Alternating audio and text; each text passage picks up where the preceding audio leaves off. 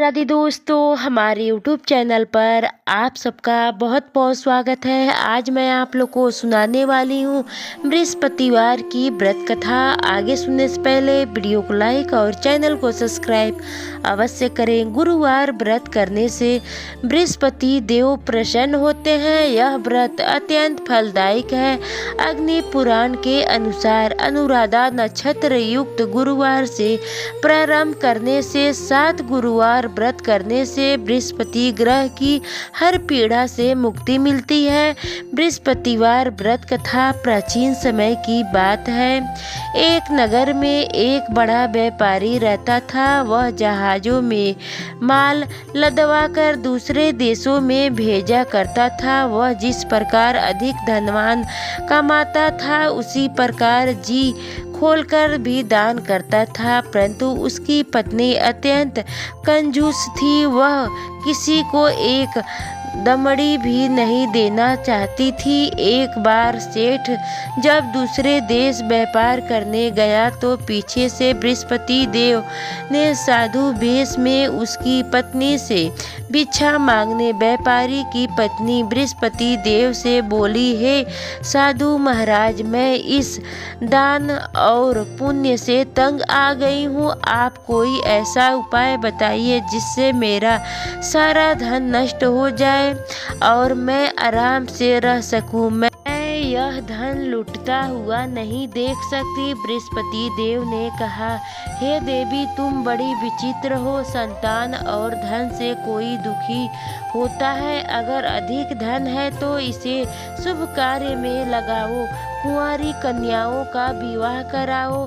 विद्यालय और बाग बगीचे का निर्माण कराओ। ऐसे पुण्य कार्य करने से तुम्हारा लोक परलोक सार्थक हो सकता है। परंतु साधु की इन बातों से व्यापारी की पत्नी को खुशी नहीं हुई। उसने कहा, मुझे ऐसा धन की आवश्यकता नहीं है जिसे मैं दान कर सकती हूँ। तब बृहस्पति देव बोले, यदि तुम्हारी ऐसी इच्छा है तो तुम एक उपाय करना। 7 बृहस्पतिवार घर को गोबर से लीपना, अपने केशों को पीली मिट्टी से धोना, केशों को धोते समय स्नान करना, व्यापारी से हजामत बनने को कहना, भोजन में मांस मदिरा खाना, कपड़े अपने घर धोना। ऐसा करने से तुम्हारा सारा धन नष्ट हो जाएगा। ना कहकर बृहस्पति देव अंतर्धान हो गए। व्यापारी की पत्नी ने बृहस्पति देव के कहे अनुसार 7 बृहस्पतिवार वैसे ही करने का निश्चय किया। केवल 3 बृहस्पतिवार बीते थे कि उसी समस्त धन संपत्ति नष्ट हो गई और वह परलोक सिधार गई। जब व्यापारी वापस आया तो उसने देखा कि उसका सब कुछ नष्ट हो चुका है। उस व्यापारी ने अपनी पुत्री को संतान दी और दूसरे नगर में जाकर बस गए। वहाँ वह जंगल से लकड़ियाँ काटकर लाता और शहर में बेचता। इस तरह वह अपना जीवन व्यतीत करने लगा। एक दिन उसकी पुत्री ने दही खाने की इच्छा प्रकट की, लेकिन व्यापारी के पास दही खरीदने के पैसे नहीं थे। वह अपनी पुत्री को आश्वासन देकर जंगल में लकड़ियाँ काटने चला गया। वहाँ एक वृक्ष के नीचे बैठा अपनी पूर्व दशा का विचार कर रोने लगा। उस दिन बृहस्पतिवार था। तभी वहाँ बृहस्पति देव साधु के रूप में सेठ के पास आए और बोले, हे मनुष्य, तू इस जंगल में किस चिंता में बैठा है? तब व्यापारी बोला, हे महाराज, आप सब कुछ जानते हैं। इतना कहकर व्यापारी अपनी कहानी सुनाकर रो पड़ा। बृहस्पति देव बोले, देखो बेटा, तुम्हारी पत्नी ने बृहस्पति देव का अपमान किया था, इसी कारण तुम्हारा यह हाल हुआ है। लेकिन अब तुम किसी प्रकार की चिंता मत करो। तुम गुरुवार के दिन बृहस्पति देव का पाठ करो। 2 पैसे के चने और गुड़ को लेकर जल के लोटे में शक्कर डालकर वहाँ अमृत और प्रसाद अपने परिवार के सदस्यों और कथा सुनने वाले में बांट दो। स्वयं ही प्रसाद और चंद अमृत लो, भगवान तुम्हारा अवश्य कल्याण करेंगे। साधु की बात सुनकर व्यापारी बोला, महाराज मुझे तो इतना भी नहीं बचता कि मैं अपनी पुत्री को दही लाकर दे सकूं। इस प्रकार साधु जी बोले, तुम लकड़ियां शहर में बेचने जाना, तुम्हें लकड़ियों के दाम पहले से चौगुने मिलेंगे, जिससे तुम्हारे सारे कार्य सिद्ध हो जाएंगे।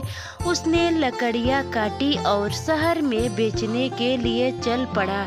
उसकी लकड़ियां अच्छे दाम में बिक गई, जिससे उसने अपनी पुत्री के लिए दही लिया और गुरुवार की कथा हेतु चना गुड़ लेकर कथा की और प्रसाद बांटकर स्वयं भी खाए। उसी दिन से उनकी सभी कठिनाइयां दूर होने लगी, परंतु अगले बृहस्पतिवार को वह कथा करना भूल गया। अगले दिन वहां के राजा ने एक बड़े यज्ञ का योजना कर पूरे नगर के लोगों के लिए भोज का योजना किया। राजा की आज्ञा अनुसार पूरा नगर राज्य के महल में भोज करने गए, लेकिन व्यापारी व उसकी पुत्री तनिक विलंब से पहुँचे। अतः उन दोनों को राजा ने महल में ले जाकर भोजन कराए। जब वे दोनों लौटकर आए तब रानी ने देखा कि उसका खूंटी पर टंगा हार गायब है। रानी को व्यापारी और उसकी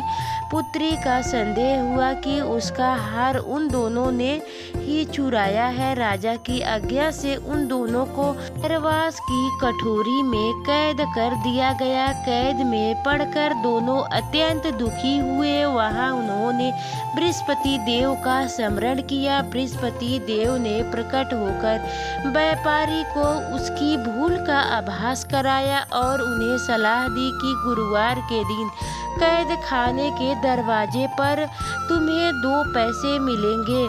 उनसे तुम चने और मुनाका मंगवाकर विधि पूर्वक बृहस्पति देव का पूजन करना, तुम्हारे सब दुख दूर हो जाएंगे। बृहस्पतिवार को कैद खाने के द्वार पर उन्हें 2 पैसे मिले। बाहर सड़क पर एक स्त्री जा रही थी। व्यापारी ने उसे बुलाकर गुड़ और चने लाने को कहा। इस प्रकार वह स्त्री बोली, मैं अपनी बहू के लिए गहने लेने जा रही हूँ, मेरे पास समय नहीं है। इतना कहकर वह चली गई। थोड़ी देर बाद वहाँ से एक और स्त्री निकली। व्यापारी ने उसे बुलाकर कहा कि हे बहन, मुझे बृहस्पतिवार की कथा करनी है, तुम मुझे 2 पैसे का चना गुड़ और ला दे सकती हो। बृहस्पति देव का नाम सुनकर वह स्त्री बोली, भैया मैं तुम्हें अभी गुड़ चना लाकर देती हूँ। मेरा इकलौता पुत्र मर गया है, मैं उसके लिए कफन लेने जा रही थी, लेकिन मैं पहले तुम्हारा काम करूंगी, उसके बाद अपने पुत्र के लिए कफन लाऊंगी। वह स्त्री बाजार से व्यापारी के लिए गुड़ चना ले आई और स्वयं भी बृहस्पति देव की कथा सुनी। कथा के समाप्त होने पर वह स्त्री कफन लेकर अपने घर गई। घर पर लोग उसके पुत्र की लाश को राम नाम सत्य है कहते हुए शमशान ले जाने की तैयारी कर रहे थे। स्त्री बोली, मुझे अपने लड़के का मुख देख लेने दो। अपने पुत्र का मुख देखकर उस स्त्री ने उसके मुंह में प्रसाद और चरण अमृत डाला। प्रसाद और चरण अमृत के प्रभाव से वह पुनः जीवित हो गया। पहली स्त्री जिसने बृहस्पति देव का निरादर किया था, वह जब अपने पुत्र के विवाह हेतु पुत्र वधू के लिए गहने लेकर लौटी और जैसे ही उसका पुत्र घोड़ी पर बैठकर निकला, वैसे ही घोड़ी ने ऐसी छलांग मारी कि वह घोड़ी से गिरकर मर गया। यह देखकर स्त्री रो रो कर बृहस्पति देव से क्षमा याचना करने लगी। उसी स्त्री याचना से बृहस्पति देव साधु वेश में वहां पहुंचकर कहने लगे, देवी तुमने अधिक विलंब करने की आवश्यकता नहीं है। यह बृहस्पति देव का अनादर करने के कारण हुआ है। तुम वापस जाकर मेरे भक्त से क्षमा मांगकर कथा सुनो, तभी तुम्हारी मनोकामना पूर्ण होगी। जेल में जाकर उस स्त्री ने व्यापारी से माफी मांगी और कथा सुनी। कथा के उपरांतर वह प्रसाद और चंद अमृत लेकर अपने घर वापस गई। घर आकर उसने चंद अमृत पुत्र के मुख में डाला। चरण मृत के प्रभाव से उसका पुत्र भी जीवित हो उठा। उसी रात बृहस्पति देव राजा के स्वप्न में आए और बोले, हे राजन, तुमने जिस व्यापारी और उसके पुत्र को जेल में कैद कर रखा है वह बिल्कुल निर्दोष है। तुम्हारी रानी का हार वही खूंटी पर टंगा हुआ है। दिन निकला तो राजा रानी ने हार खूंटी पर लटका हुआ देखा। राजा ने उस व्यापारी और उसकी पुत्री को रिहा कर दिया और उन्हें आधा राज्य देकर उसकी पुत्री का विवाह उच्च कुल में करा दिया।